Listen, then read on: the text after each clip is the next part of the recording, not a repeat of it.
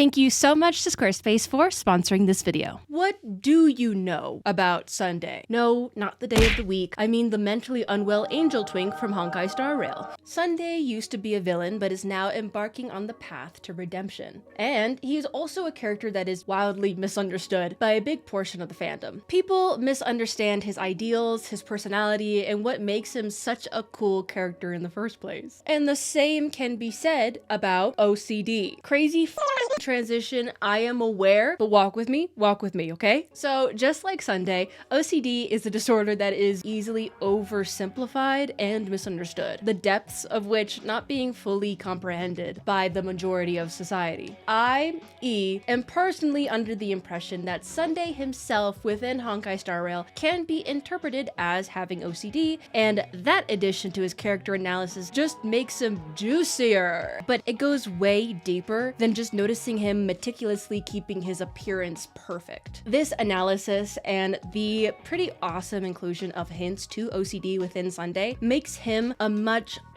more important character to the overall canon of Honkai Star Rail than you might have previously realized. Hi, welcome back to my channel. My name is E, as in on the 8th day, I grant myself Yaoi and Yuri. And please like the video and subscribe. I make analysis videos on the queerest of coding within your favorite video games, with some discussions of mental health sprinkled within. So stick around if you'd like more videos like these. If you love Honkai Star Rail as much as me, then please check out the possible autistic coding within Ron May, and of course these goats over in Genshin Impact. Also, hey, a little update on the whole queer rep in indie gaming script and video. Hi, yeah. I've been working on it for over a month and it's causing so much mental damage to me, like, I don't know, I can't write. So here's another video that I've been wanting to make for a while so that I could take more time on the other one and wrestle my own mental illness to get that out hot and fresh and ready for you guys. Also, can we appreciate I got my wings on and I'm talking about Sunday?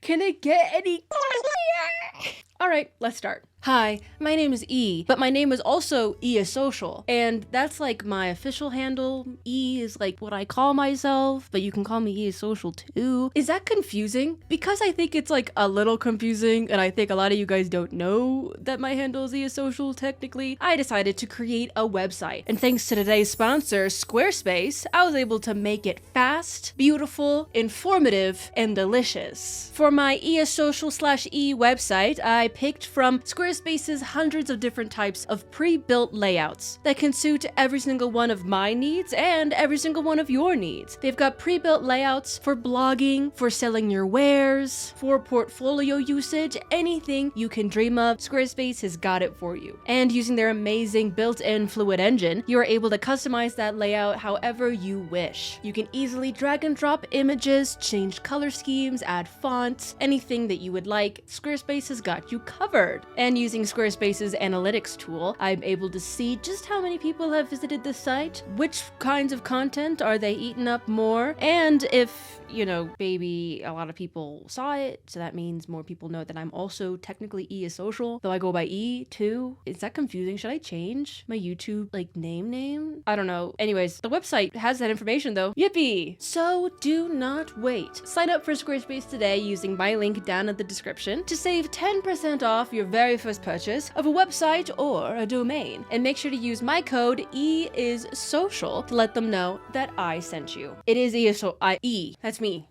This is an awesome deal. Squarespace has been a longtime partner with the channel. They are the best. I almost said the GOAT, but that's kind of cringe. But they are the best. Shout out to Squarespace, and thank you so much for our continued partnership and for sponsoring this video. All right, back to Mr. Sunday.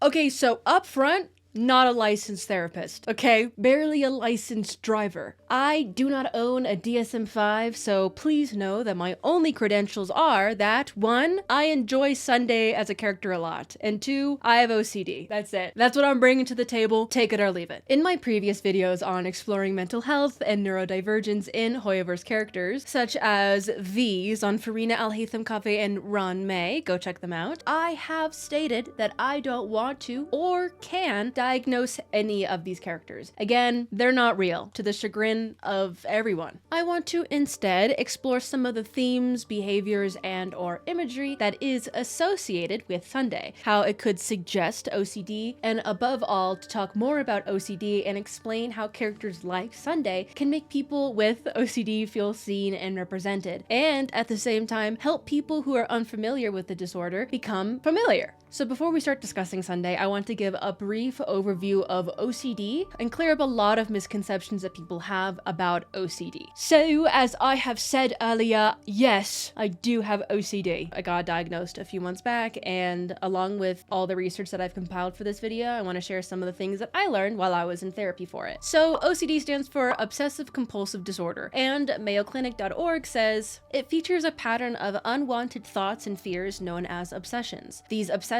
lead you to do repetitive behaviors, also called compulsions. These obsessions and compulsions get in the way of daily activities and cause a lot of distress. Obsessions could be a wide range of things, honestly. Every single person with OCD experiences it differently. I'll be sharing some of my experiences with OCD, which may or may not resonate with other people. Again, there is no correct way to experience OCD. But to give some examples of some compulsions, there is the stereotypical obsession of symmetry and perfection. This is the one that most people associate with OCD and joke about the most. Wanting objects to be neatly aligned, obsessing over anything out of place or not being symmetrical, or just not feeling right. Another obsession could be contamination, which is the one I got. Woo! Where keeping clean or staying decontaminated is a thought or fear that takes up a huge part of your life or mind. For example, I am personally constantly keeping a tab on everything that I have touched, where I have touched after touching the thing that I touched, and estimating on how dirty my hands or the objects are around me. It's very mentally exhausting, but I'm getting better, which is something we will return to later. Other obsessions include fear of either accidentally or deliberately harming others or yourself. Unwanted and sometimes dark thoughts involving sexuality, religion, morality, or ethical problems, or simply just having repeated doubts all the time, like doubting you locked the door or turned off the stove. I got that one as well. Heyo. Compulsions are like the repetitive behaviors or mental acts that people are driven to do due to the anxiety or distress that the obsession causes them, as NHS.UK explains. They typically are an act that tells the OCD that, hey man,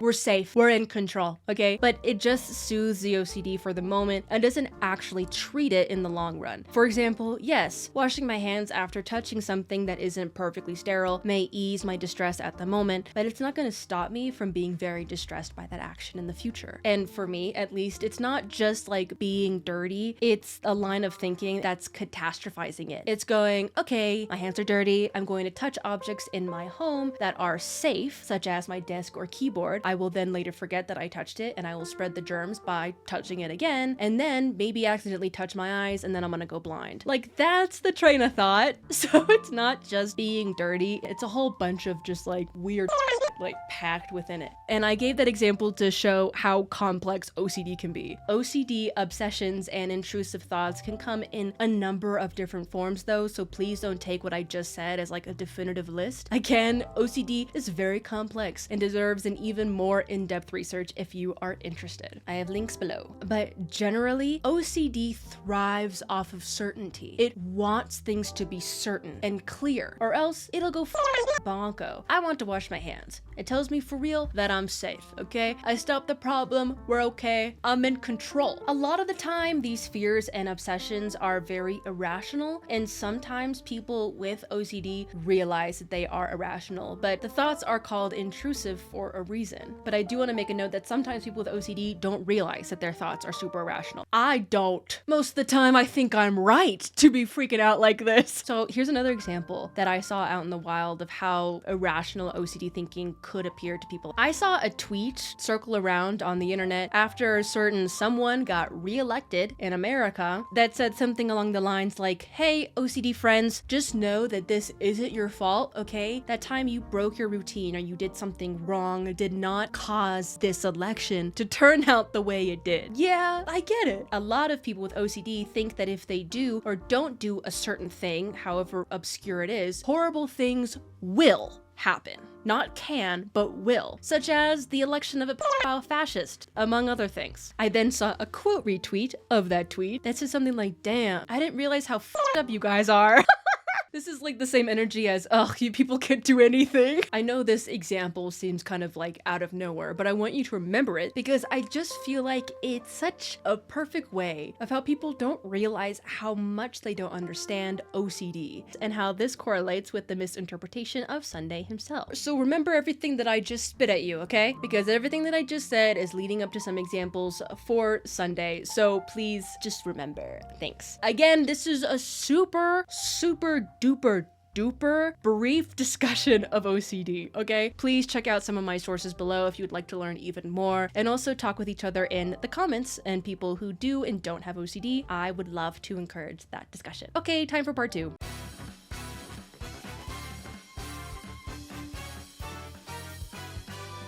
Is this light irritating you guys too? Because it's irritating the f*** out of me. Calm down. Okay. Anyways, so Sunday. It is now time to talk about the man of the hour himself. Spoilers for the entire Penacony quest, to be honest. It's not in-depth spoilers, but you know. I suggest saving this video until after you finish it if you have not, but you have to come back. Don't abandon me like that. I usually give a little background on the character that I talk about, so to keep it brief, he was the head of the Oak family, one of the main ruling families of Penacony, the world of dreams. Gopher Wood adopted Sunday and his sister Robin at a young age after their mother died from a Celeron attack, which is a lot, and Gopher Wood just kind of really f***ed up Sunday. Like mentally, Gopher Wood? Get out of here. I go for Wood, kill his ass, okay? Hate that guy, get out of here, man. Sunday's upbringing under Gopher Wood was pretty manipulative, and Sunday is definitely like currently working to unbrainwash himself from Wood's teachings. If you want more on that specifically, I highly recommend this video right here. 10 out of 10, super interesting, shout out, you're awesome.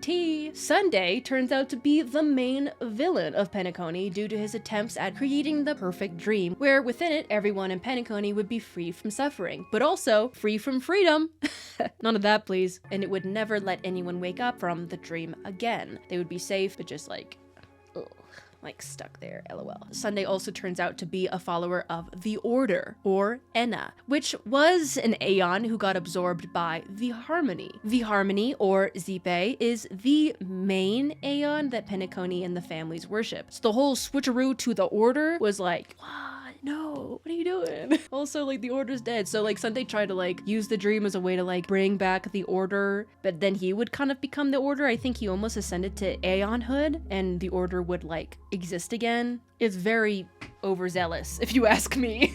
So Sunday's worship of and near enforcement of the Order onto Penacony was something that I believe that came from pretty good intentions. During his time as the Bronze Melodia, which is basically a priest, let's throw some Catholic trauma in there as well, why don't we? He had to listen to Penacony citizens' confessions in the confession booth. Through those interactions with those kind of citizens, he learned, oh shit, life sucks, dude, and the Harmony isn't strong enough to keep them from suffering, so we need control. We need the Order so the people can be free from pain and cruelty and suffering. He, of course, became fixated on this way of thinking, and then the events of Penacony play out. We tell him, hey, that's not being free, that's not living, we don't want to be in this cage, that's not fair, you're kind of a head and got a god complex along with it, so no thanks. We ram him with the Express, and then he gets arrested, and now he hangs out with us on the Express, the very Express that we used to flatten his ass. So, love the character development. So, where did the OCD allegations come in? The first sign that a lot of people pick up on is Sunday's constant need for seeming orderly and presentable in his attire at all times. He says this to Adventurine in the Double Indemnity quest. Mr. Adventurine,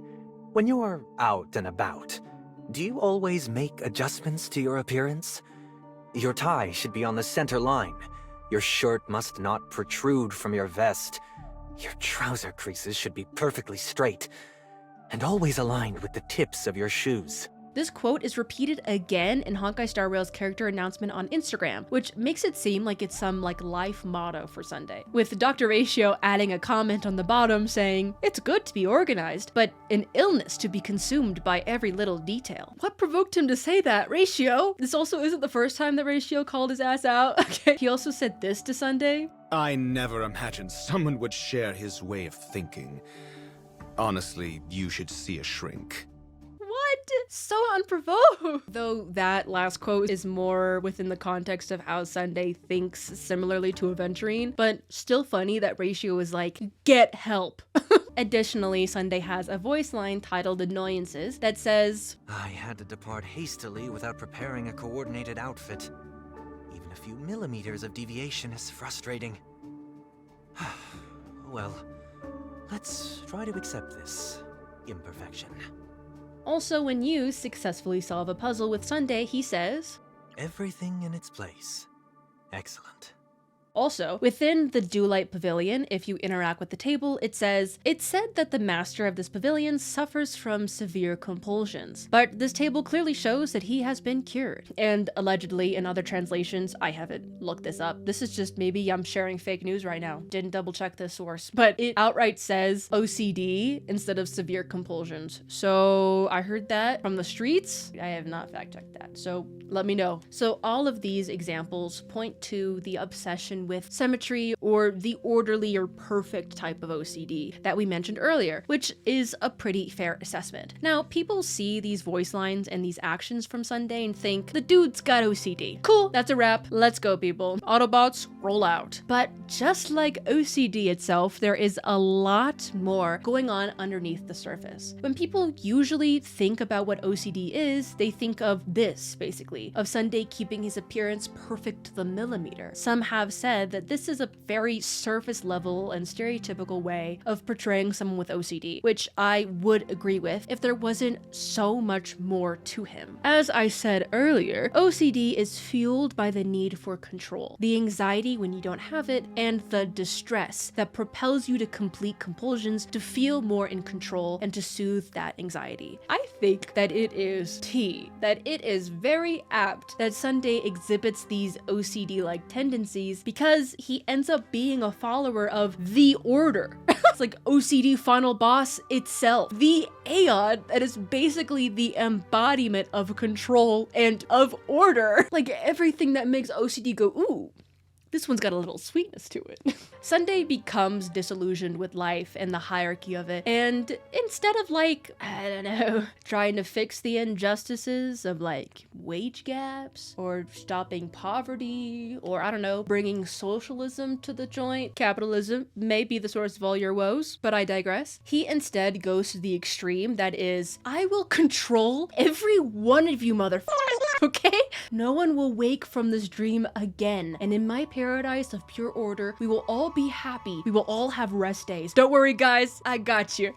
I got you. If I gotta become a god to do it, then so be it. All right, go off, king. I believe that this line of thinking is just very OCD of him. It's the thought of, if I don't keep everything in order, people will suffer, die, and perpetuate cruelty. It's this catastrophizing way of thinking and obsessing over that is so OCD. If I do this or don't do that, then bad things will happen. Not can, will. Because OCD loves certainty. It thrives off of it. Also, OCD often tricks us into thinking we are a lot more important, I guess, or more powerful and in control of things than we actually are. For example, remember that tweet I mentioned earlier about soothing people with OCD, that they single-handedly did not somehow cause the 2024 election. It seems pretty irrational to people on the outside, but I get it. I would think, and still do, that if I even thought of something negative happening to me or my loved ones, then that would make it happen. I would become severely distressed and I wouldn't be able to stop thinking about it, and my compulsion would be knocking on wood to get rid of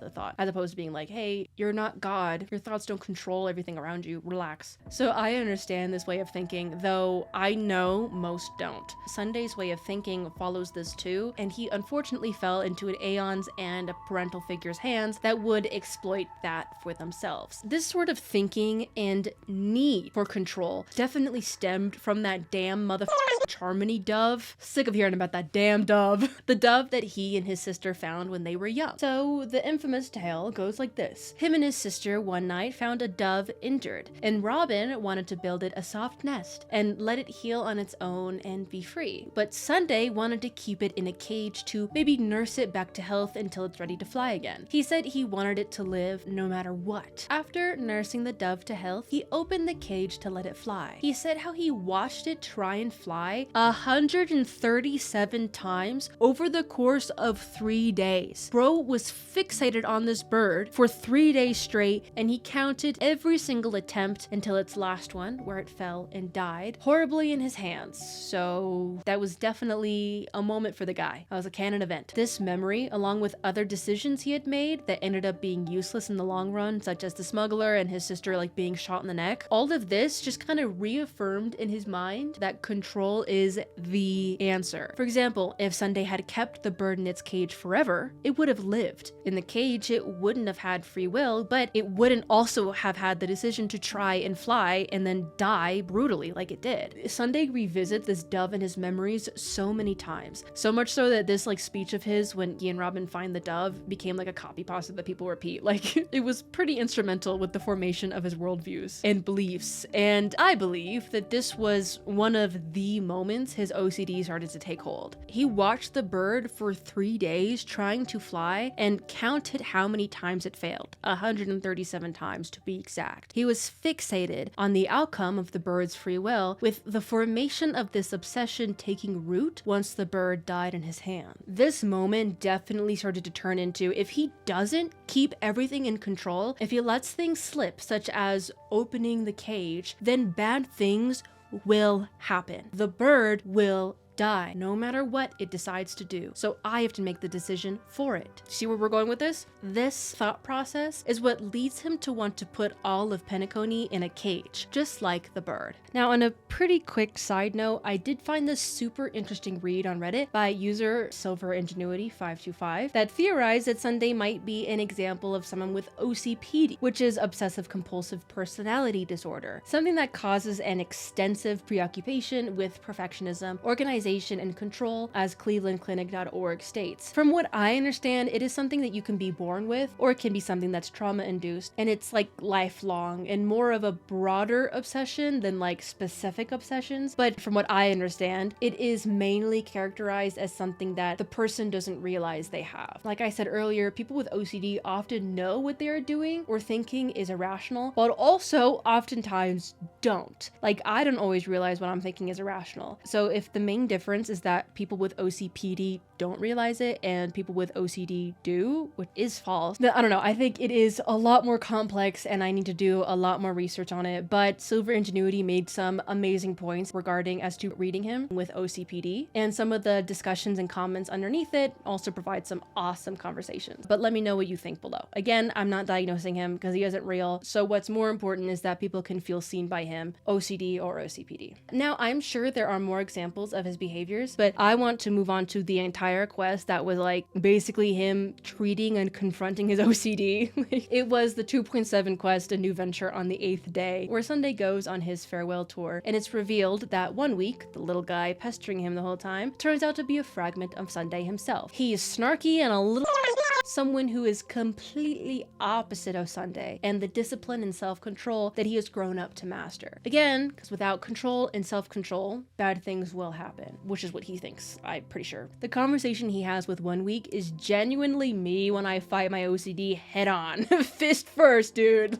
So let's explore it. So first, Sunday says how he had his halo removed when coming into the dream, so he can feel the pain like falling from the sky with broken wings that can keep me awake. 1 week says several times how much Sunday has changed, how it's strange he is anticipating a change outside of his control, and that he usually doesn't tolerate noise at all. Sunday says how it will be impossible to maintain his orderly life, but he will have to navigate the unexpected surprises. He admits that he can't control everything after leaving Penacony, and that he feels scared. 1 week scoffs and says, "Don't flatter yourself, you can't control anything." damn. But also, wink wink, back to our discussion on OCD making us think that we have more power over stuff than we actually do. 1 week says that Sunday talks about locking the bird in a cage all the time, but in reality, all these years of self-control and discipline led Sunday to be the one who's trapped. Sunday wants to go through with the tuning, which is just like rejoining with 1 week, or like one of them fading away. And he's kind of like leaving what happens up to 1 week. And 1 week's like, are you leaving this up to a coin flip? Are you okay? Sunday admits how failure is the best teacher, and he seems at peace with leaving it to fate. Then he tunes and he's still himself, and then he joins the Express. So when I played this whole quest, I was like, this is just him exposing himself to his triggers and like basically engaging in response prevention. Like, this is crazy. This quest is such a huge part of his character because we see him still be very uncomfortable about things he can't change. He admits that he won't live his orderly life anymore, but that he will have to learn to live with it, to sit in that discomfort. In his voice line about annoyances, he says when his clothes are out of order, even by millimeters, it's frustrating, but that he has to try and accept the imperfection. When I was in therapy, I was taught some ways to handle and work with my OCD. One of those ways was doing response prevention messages. Like an example would be to say something like, "Hey, yo, this sucks, it's so uncomfortable, I'm so uncomfortable, but I'm strong enough to withstand the discomfort." Or saying it's not my job to track the world's contaminations. And I would say something along these lines whenever I felt the need to do my compulsions. This is literally what Sunday is doing to a T, okay? He says he has to accept this imperfection. He's saying, I can't control everything, and stating how he must navigate life's unexpected surprises. He says he's gotta feel like the bird. He's gotta feel like falling from the sky with broken wings. He has to fail. He is also doing the exact opposite of what his OCD wants of him, which is another tactic you can do. He is facing his imperfections 1 week and accepting them. He has taken his L and he's joining the Astral Express crew, whose lives are like the exact opposite of what his orderly life was. The Astro Express is a motley crew of weirdos. They go to unfamiliar planets that they don't really know about. They don't really have a plan of what they're gonna do when they show up. They just kind of go and then just full send it. I mean, they went to Amphorius, a place beyond perception, and was like, we don't really know what the T is, so still in Dunhung, just go for it. See what happens. Also, I want to make a video on Amphorius. That is so peak. That is so peak, it hurts. So living as a trailblazer is definitely not the definition of order that Sunday has been used to, but he's going for it. He still struggles, as shown when he texts us about playing a piano song for the crew, and he's worried that he won't do a song by his sister justice or perfectly, and he's typing a lot. You see that he's very anxious because he's typing and he's not sending what he's thinking and everything. It's so cute. And we help by going, anything's fine, really. We're like, it's okay, let go, play what you can. So this ending quest of Sunday and his decision to be with the Express family is honestly pretty emotional. I never really realized how complex OCD was until like I was in therapy for it, because I thought it was like a lot more simple than what it actually is, which is why I never thought I had it. And I think Sunday is a perfect example of that misunderstanding. He does have seemingly surface level OCD tendencies with his attire and all of that, which makes people read him as OCD and then call it a day. But there's just so much more underneath that fuels his OCD and obstructs his entire life. There's more than just my coat jacket's a little off, I'm so organized, you know. OCD is so complex, and so is Sunday, and it's so cool. And this is why I think he's so important. His story of dealing with OCD by attacking it head on, looking camp straight in the eye, and actively doing things that I was taught to do when dealing with it is just so cool. Like, it's so cool. This depiction can inspire others like me who have OCD that it is manageable and it is treatable, okay? I think Sunday is so cool and he's so complex, and I see him so misunderstood so often by others online. Sunday is so important because he teaches us that we aren't our OCD. We are not our intrusive thoughts, and genuinely, it can get better. And above all, Sunday's journey teaches us that life is lived when we let go of that control, when we force ourselves to let go even though it's so distressing and uncomfortable. Because if we stay so tightly in control, we will be trapped in that bird cage forever, and we will rob ourselves of journeying starward and living amongst the stars. I'm gonna cry. Wow, Sunday Honkai Star Rail just cured my OCD. Whoa, it's crazy. kidding. I'm still working on it, which is all that matters. Love you, Sunday. Heart emoji, love you, girl. But let me ask you something since I've done all this yapping. What do you think about Sunday? Do you relate to him and or find comfort within him? Did you happen to learn more about OCD through this video? And who else do you want me to talk about? Moltza, I'm looking you right in the eyes, girl. I see you, OCD king. Are there other games besides Gacha with cool OCD rep? Let me know in the comments below. Also, please, if you like this video, then please like it and subscribe. One single like and one subscribe goes a super long way, and it really helps out the channel a lot, so thank you in advance. And also, we're so close to 100k rats, so join us in the sewers. Come on! I make videos discussing queer, mental health, and other social aspects within your favorite video games, and also some fandom stuff too. So subscribe if you would like more of that. As I said earlier, Euphorius is so peak. I will be making a video on Fine and Mighty because, yeah, they're homosexual. Like Fine and McGay over here, okay? My god. So again, keep an eye out for that. If you would like to support the channel even more, then please consider becoming a member on the Ko-fi. Ko-fi.com/ESSocial, where for just $5 a month, you'll be able to see videos like these super duper early and to get a shout out at the end of every single video. So without any further ado, thank you so much to our amazing Ko-fi members. We just hit 50. That's incredible. Thank you guys for being here. So thank you so much to Alien Eyes, Jonah, Lewandrill, Joanne, Moon, Blue X Crystal, Summers, Blue Ink Alchemist, Pauline, Shalami, Onyx Side, Atticus, Ayake, Pierre Burner, Waxwing, Zendilla, Bus Driver, Okapi, Blurry, Klee, Pandus Bombus, Decals, Kiara, Tranilla, Moe, Zophyr, Luel, Pterodactyl, Mystic Foxfire, Jessica C, Jingle, Mitsuji, Dana, Blue Swanson, Monts, and an extra special thank you to Topa. So again, thank you guys so much for the support. It really means the world, and I hope you are enjoying this video early. If you'd like to connect even more, then follow me on all my social medias. I am ESSocial everywhere except for Twitter. I do have a blue sky though. Also follow us on Twitch, twitch.tv/ESSocial. We will be gaming more. I keep saying that, but I swear to God we are. And well, thank you again so much for watching, and that is it from me. So if I don't see you on Twitch, then I'll see you in the next one. Okay, bye!